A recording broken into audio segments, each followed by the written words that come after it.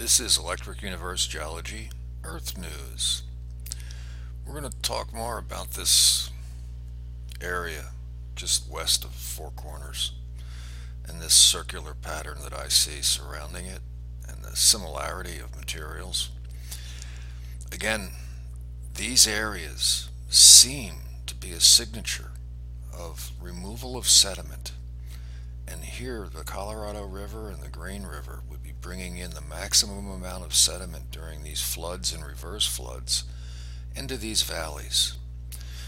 And it seems as if you have a clockwise removal of this dust, heating it, making red hot dust available to stick to the surface downwind.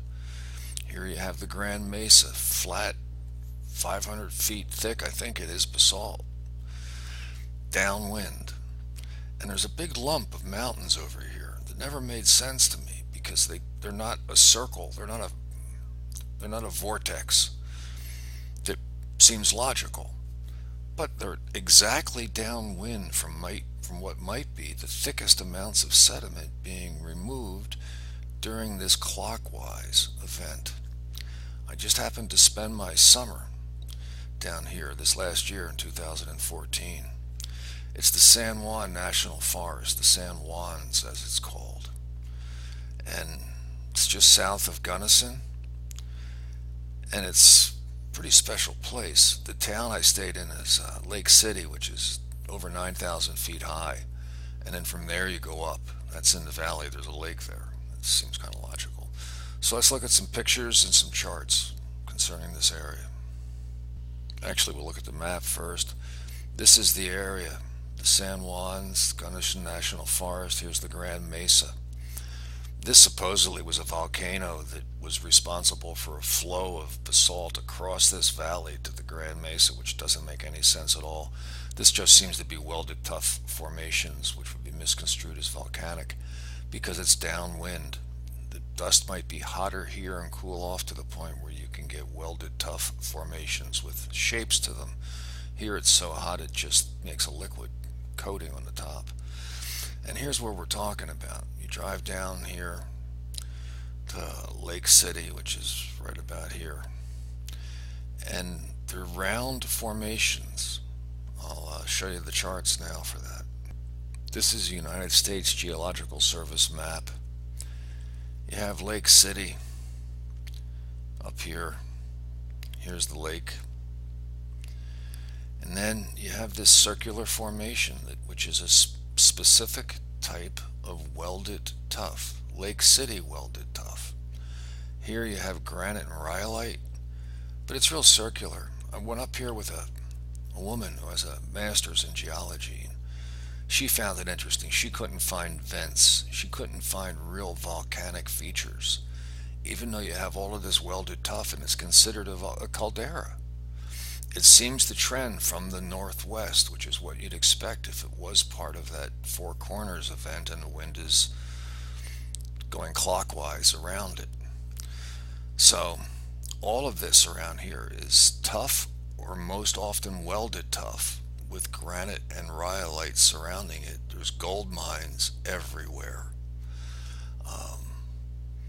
It's just something that doesn't look volcanic if you look at it with eyes that say there might be another option, which geologists, again, of course, don't have. Now we'll look at a photograph. This is the south side of the circle. We're not in the yellow circle from the map before. This would be the edge of the yellow circle. This is the welded tuff up here. This is granite, I believe, and this is rhyolite. I was staying at a hostel in a dorm, and there were two gentlemen there, one from New Zealand going for his master's PhD in geology, concentrating on quartz veins, and then a friend of his who works in the map world, also a geologist, that was helping him. They were climbing up into these places every day. They were really in good shape.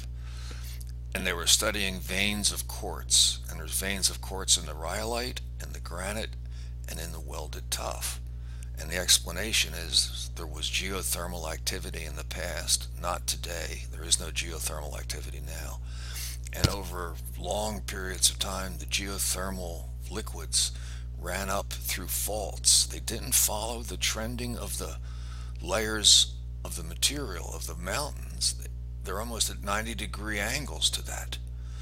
And supposedly it's geothermal finding weak spots that are not the layers of the formations. But if it's a shortened chronology, that doesn't work. You got to throw it out the door. And it really seems like the quartz veins are electricity going to ground, creating quartz veins in the process. But that's kind of another video. So one more photograph. So this is where the granite and the rhyolite come together. Supposedly this bubbled up and didn't make it to the surface. It was surrounded by sediment. And then separately, this bubbled up at a different time, in a different place. And then they sort of wound up next to each other by moving around. I believe that's what the geologist told me. This was some time ago. I don't want to misquote them. But I think that's pretty much the story. And then the welded tuff on the top is from a volcano that's not there. There's really no vents that you can follow back to see where the welded tuff came from. I think it came from the Colorado River drainage as excavated dust that was heated and spun clockwise downwind, creating the San Juans and the Gunnison Mountains. That's a really different interpretation than what you're going to read in the textbook. Thank you. I almost forgot this shot. This is Uncompadre Peak. I'm looking north. This is north of that yellow circle, but these are the welded tuff formations. These are 14,000 feet high. They stick up above everything. I believe a lot of it was flooded, and this was the result. Above the flood, you have welded tuff formations. Thank you again.